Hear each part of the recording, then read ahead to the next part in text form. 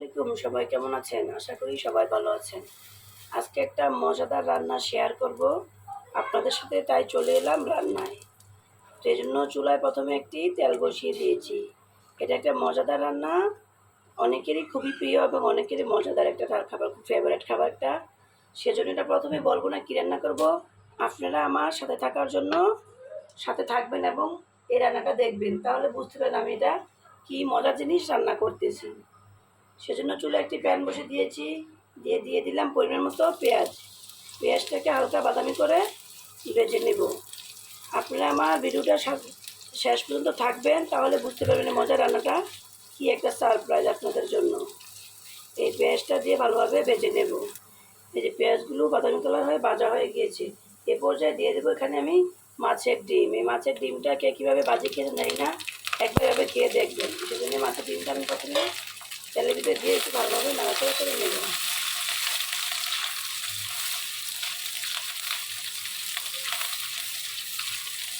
আপনারা জানি না এভাবে মাছের ডিম কখনো খেয়েছেন কিনা, তারপরেও একবার অবশ্যই বাসায় রান্না করে খেয়ে দেখবেন, কত মজাদার হয়ে থাকে।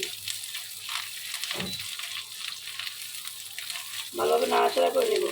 এই পর্যায়ে দিয়ে দেবো এখানে আমি 1 চামচ পরিমাণ লবণ ও আধা চামচ পরিমাণ হলুদের গুঁড়া দিয়ে ভালোভাবে থেকে ভেজে নেব।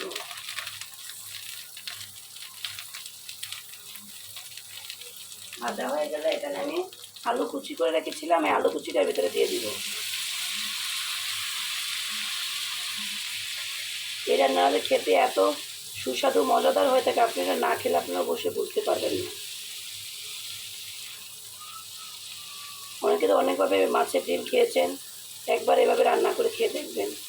আপনারা আমার শেষ পর্যন্ত ভিডিওটা থাকেন, দেখবেন এটা রান্নাটা কত সুস্বাদু এবং কত দেখতে কত সুন্দর হয়েছে।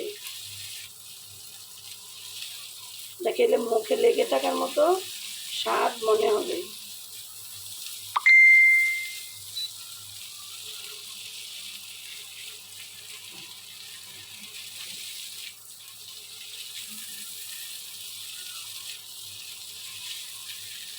এ পর্যায়ে দিয়ে দিব আধা চামচ পরিমাণ ধনিয়া জিরার গুঁড়া দিয়ে আর একটু ভালোভাবে নেড়ে নেব। এখন দিয়ে দিব একটা টমেটো কুচি এর সাথে, দিয়ে ভালোভাবে মিশিয়ে নেব।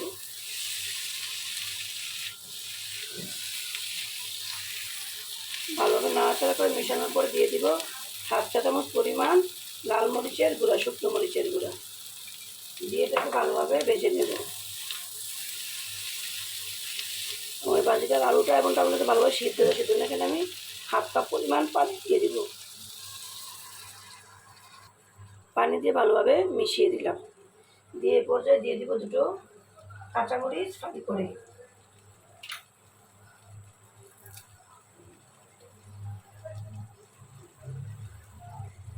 জালটা হচ্ছে যে যা পছন্দ মতো, যেরকম স্বাদ জাল খেতে পছন্দ করে সেই স্বাদ অনুযায়ী দিয়ে দিবেন।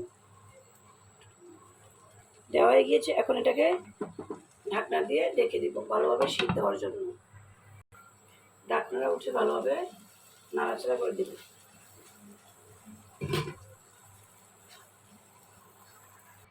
এই যে দেখুন আমার ভাজিটা সব পুরো উপকরণ দিয়ে দিয়েছি, সিদ্ধ হয়ে গিয়েছে, এখন রান্না হয়ে গিয়েছে। এ পর্যায়ে দিয়ে দিব আমি ধনেপাতা কুচি করে। ধনেপাতা কুচিটা দিলে আসলে তরকারির ফ্লেভারটা, গন্ধটা, কালারটা একটা অসাধারণ অসাম হয়, দেখতে খুব সুন্দর হয়।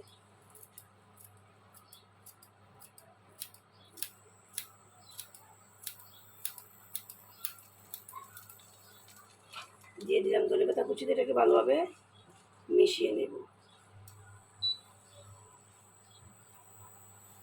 এই পর্যায়ে চুলা আঁচটাকে মিডিয়াম আঁচে রেখে রান্নাটা শেষ করতে হবে। আপনাদেরকে আমি কাছ থেকে দেখিয়ে দিচ্ছি যে আমার রান্নাটা কত সুন্দর হয়েছে। দেখুন কালারটা কত সুন্দর হয়েছে, দেখতে দেখুন কি সুন্দর অসাধারণ হয়েছে কালারটা দেখতে। কাছ থেকে ঘুরিয়ে ঘুরিয়ে দেখিয়ে দিচ্ছি আমি, দেখুন আপনারা মজাদার এই ভাজিটা আপনারা বাসায় একবার হলেও রান্না করে খেয়ে দেখবেন, কত মজাদার এবং কত সুস্বাদু হয়েছে। আমার রান্নাটা এখন হয়ে গিয়েছে, দেখুন কত সুন্দর হয়েছে কালারটা। এ পর্যায়ে একটা বাটিতে আমি উঠিয়ে নিব। যে এখন এটা বাটিতে আমি উঠিয়ে নিচ্ছি, আমার রান্নাটা হয়ে গিয়েছে।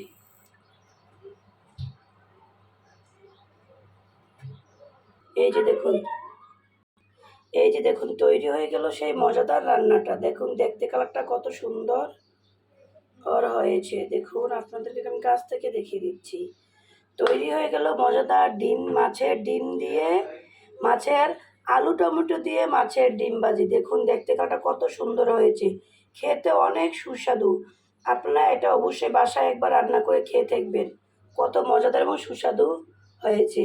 আজ এই পর্যন্তই। আল্লাহ হাফেজ, আবার দেখা হবে।